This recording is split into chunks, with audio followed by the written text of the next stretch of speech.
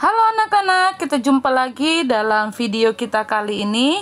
Video pembelajaran kita Pendidikan Agama Kristen. Hari ini kita masuk dalam pembelajaran 4 dengan tema Tuhan memperdulikanku.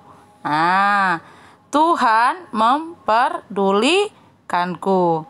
Baik, jadi nanti waktu ada materi yang tidak ada di buku, anak-anak bisa mencatatnya di buku atau di notebook ya. Oke, sebelum kita memulai materi kita hari ini, kita mau bersama-sama berdoa. Lipat tangannya, tutup matanya, mari kita berdoa.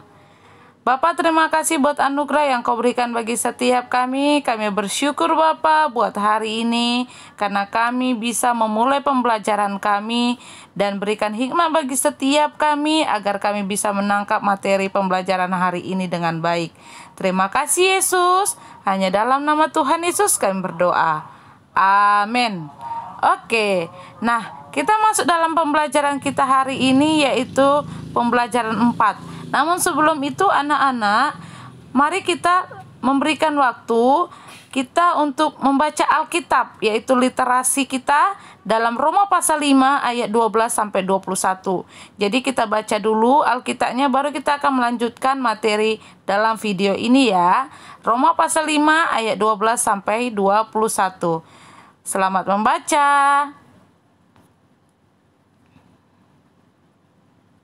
Nah, yang sudah selesai membaca Roma pasal 5 ayat 12 sampai 21 tadi, kita masuk dalam materi kita hari ini pembelajaran 4, yaitu dengan tema Tuhan memperdulikanku. Nah, materi kita hari ini dalam tema 4, yaitu yang pertama kita akan belajar tentang pengertian peduli. Nah, lalu yang kedua kita akan belajar tentang wujud kepedulian Tuhan dalam kehidupan sehari-hari. Lalu yang ketiga, tanggapan kita terhadap kepedulian Tuhan dalam kehidupan sehari-hari. Jadi ada 3 materi ya yang akan kita pelajari dalam pembelajaran 4 ini. Baik, kita masuk dalam materi yang pertama tentang pengertian peduli. Nah, jadi kata peduli itu berasal dari bahasa Jerman, yaitu karon, atau dalam bahasa Inggrisnya diterjemahkan sebagai care, yang artinya tindakan di mana seseorang mengindahkan, memperhatikan, menghiraukan, serta ikut campur tangan dalam kehidupan orang lain. Nah, ini ya arti peduli ya. Jadi dia sebenarnya berasal dari kata karen, itu dari bahasa Jerman, tapi diterjemahkan bahasa Inggrisnya menjadi care ya. Oke. Nah, memedulikan atau peduli itu merupakan wujud kasih agape. Ingat, kasih agape itu adalah kasih Allah kepada manusia. Tidak dapat setiap manusia memiliki kasih agape, tapi kasih agape hanya dimiliki oleh Allah kepada manusia. Nah, ada 3 tritugas gereja. Tritugas gereja, yaitu pertama bersekutu, yang kedua bersaksi, yang ketiga melayani. Jadi ini adalah tritugas gereja ya, ada 3: bersekutu, bersaksi, dan melayani. Nah, berbicara tadi tentang kasih itu ada 4 jenis. Nah, menurut pemahaman Kristen. Jadi yang pertama tadi yang kita pelajari yaitu kasih agape, yaitu kasih Allah kepada manusia. Nah, selain itu kasih agape ini biasa dipergunakan untuk umat Kristen yang menggambarkan kasih Allah kepada manusia, yang bisa dibaca di 1 Yohanes pasal 4 ayat 8. Jadi kasih agape ini adalah kasih yang tak bersyarat ya. Jadi hanya Allah yang memiliki kasih agape. Nah, kasih yang kedua, jadi ini nanti bisa dicatat di notebooknya ya. Kasih yang kedua adalah phileo. Apa itu kasih phileo? Nah, kasih phileo adalah kasih yang biasa terjadi di lingkungan persaudaraan atau sahabat, yaitu jadi kasih persahabatan. Artinya kasih ini muncul karena adanya suatu hubungan saudara atau sahabat. Nah, kasih karena ini saling menguntungkan karena saling menyenangkan, saling mengagumi. Nah, kalau kasih phileo ini menggambarkan tentang hubungan antara kasih Kristus dengan para murid dan sahabatnya, atau bisa dengan kita juga dengan sahabat kita ya. Itu kasih phileo. Nah, yang ketiga, kasih eros. Nah, kasih eros ini merupakan jenis kasih yang muncul karena ada perasaan yang mengingini atau menginginkan. Nah, eros lebih sering digunakan untuk menggambarkan cinta kasih kepada lawan jenis. Nah, yang muncul secara tiba-tiba atau tanpa direncanakan. Tetapi secara kontekstualnya, iman Kristen, kontekstualnya iman Kristen, kasih eros itu merupakan kasih yang perlu dijaga. Ya. Karena apa? Karena merupakan kasih yang melibatkan jiwa dan perasaan. Ini ya, kasih eros. Nah, yang keempat itu adalah storge, kasih storge. Apa itu kasih storge? Kasih storge merupakan kasih mesra orang tua terhadap anak, atau sebaliknya, anak terhadap orang tua. Nah, kasih storge ini merupakan hasil atau turunan dari kasih eros. Nah, kira-kira dari 4 kasih ini, yang mana yang sudah anak-anak miliki saat ini? Ayo, dicerna ya. Oke, nah setelah kita mengetahui 4 kasih tadi, bagaimana kita mewujudkan kasih itu dalam kehidupan kita? Karena apa? Karena ketika kita peduli, maka akan ada tindakan yang harus kita lakukan. Sama halnya ketika Allah akan memberikan sesuatu bagi setiap anak yang memiliki kepedulian. Nah, wujud kepedulian Tuhan dalam kehidupan kita sehari-hari apa? Pertama, kita belajar dalam iman Kristen. Nah, wujud yang di kepedulian Tuhan itu pertama dalam iman Kristen ya. Nah, kepedulian Tuhan pada masa lampau diantaranya melalui yang pertama, kelahirannya. Karena apa? Karena kelahirannya yaitu Yesus Kristus dimaknai sebagai bentuk kepedulian Tuhan kepada manusia. Karena dalam iman, Kristen melalui kelahirannya Tuhan menjelma menjadi manusia untuk menyelamatkan umatnya. Ini ya, iman Kristen yang pertama melalui kelahirannya yaitu Yesus Kristus. Yang kedua, melalui kematian Tuhan Yesus. Karena apa? Karena melalui kematian Tuhan Yesus inilah dimaknai sebagai bentuk kepedulian Tuhan, karena dalam iman Kristen melalui kematian Tuhan mengorbankan nyawanya untuk menebus dosa setiap manusia. Ini wujud kepedulian Tuhan yang pertama ya. Nah, yang kedua, penebusan dilakukan untuk memperdamaikan setiap manusia yang hidup di dunia. Nah, jadi karena tadi kematian Yesus menebus dosa manusia, sehingga itu dilakukan untuk memperdamaikan manusia dengan Tuhan. Nah, yang kedua, wujud kepedulian Tuhan dalam kehidupan sehari-hari bisa kita lihat dalam berbagai aspek kehidupan manusia. Apa saja aspek kehidupan manusia? Ada aspek sosial, ada aspek ekonomi, ada aspek spiritual, dan ada aspek pendidikan. Nah, ingat ya, ada 4 aspek kehidupan manusia yang Allah sebenarnya juga peduli dalam 4 aspek ini. Kita mau belajar dari setiap aspek ini dulu. Aspek yang pertama yang mau kita pelajari dalam kehidupan kita sebagai manusia itu aspek ekonomi. Nah, contoh aspek ekonomi apa? Yang pertama, Tuhan memberikan kemampuan kepada orang tua kita untuk mencukupi kebutuhan kita. Ya kan? Lalu yang kedua, aspek sosial. Apa aspek sosial? Yang pertama, Tuhan memberikan kita kehidupan. Nah, itu aspek sosial. Yang kedua, Tuhan memberikan keluarga yang baik. Mau itu lengkap atau tidak lengkap, Tuhan memberikan keluarga yang baik. Yang ketiga, Tuhan memberikan teman di sekitar kita. Nah, itu wujudnya Tuhan ya. Kepedulian Tuhan bagi setiap kita melalui aspek kehidupan kita, yaitu yang sosial.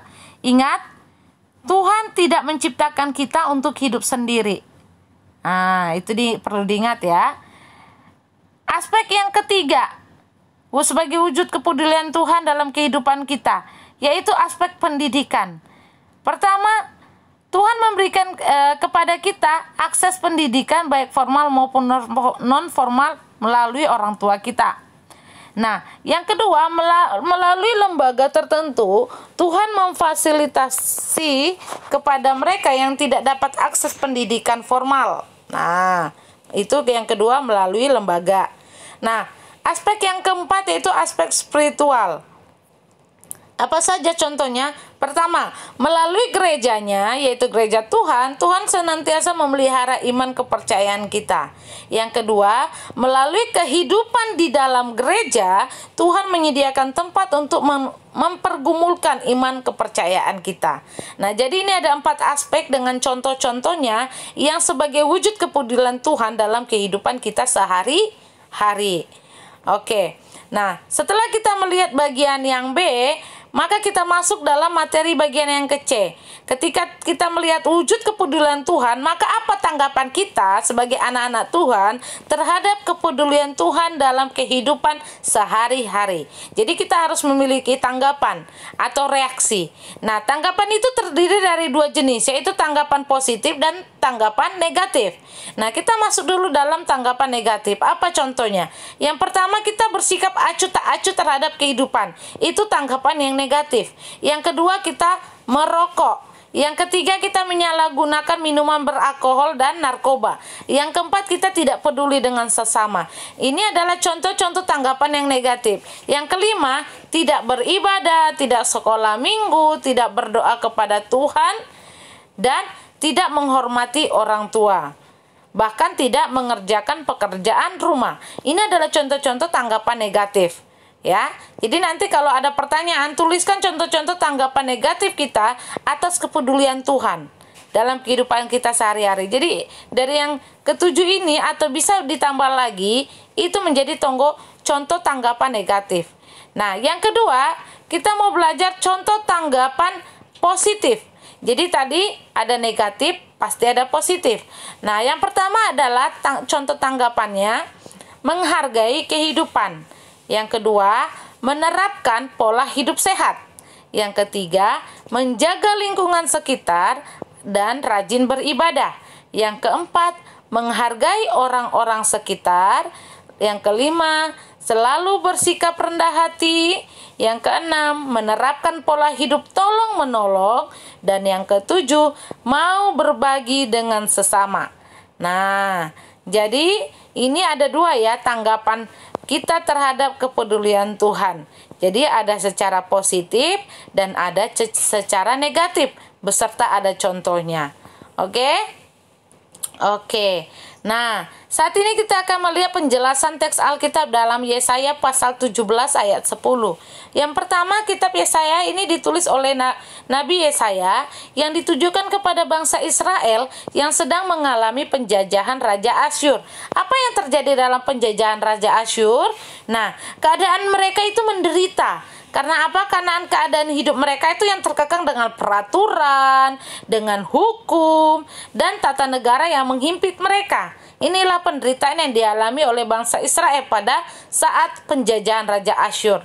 Nah, tetapi tujuan di sini tujuan Yesaya. Nah, ini Yesaya ya. Tujuan Yesaya menulis kitab ini ingin memberitahukan kepada umat Tuhan yang ada di dalam penderitaan tersebut bahwa suatu saat Tuhan akan membebaskan mereka dari penjajahan Asyur untuk menjadi bangsa yang bebas. Ini tujuannya ya. Yesaya ya. Nah, apa pelajaran positif yang bisa kita ambil dari kitab Yesaya pasal 17 ayat 10? Nah, pelajaran positif yang bisa kita ambil adalah agar kita bisa bersabar dalam penderitaan.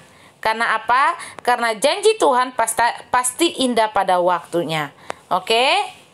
Nah, lalu yang kedua, kita juga mau mempelajari dari teks Alkitab dari Efesus pasal 2 ayat 1 sampai 10. Kitab Efesus ini ditulis oleh Paulus yang ditujukan kepada orang-orang Yahudi yang belum mengenal Kristus, yang hidupnya masih ada di dalam dosa dan dalam ketidaktaatan. Apa tujuannya Efesus?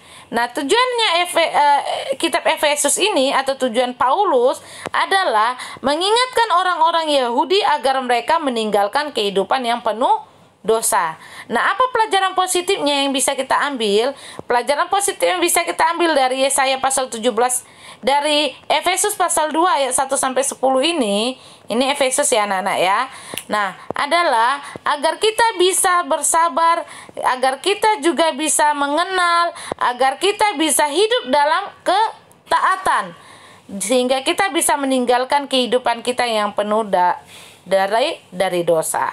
Oke, ini adalah pelajaran teks Alkitabnya yang bisa ditulis ya, yaitu agar kita bisa hidup mengenal Kristus, meninggalkan kehidupan kita yang penuh dosa, dan kita bisa hidup taat di hadapan Tuhan. Itu pelajaran positifnya ya. Oke. Untuk tugas hari ini, anak-anak, itu ada ayat hafalan pasal 2 ayat 4. Oke, ada ayat hafalan pasal 2 ayat 4. Tapi ini nanti waktu Zoom hari Senin atau hari Kamis untuk kelas 5A, B, C, D, Senin atau Kamis. Nanti di waktu saat di Zoom itu nanti Miss akan infokan kembali. Oke. Sampai jumpa dalam video pembelajaran selanjutnya. Bye bye.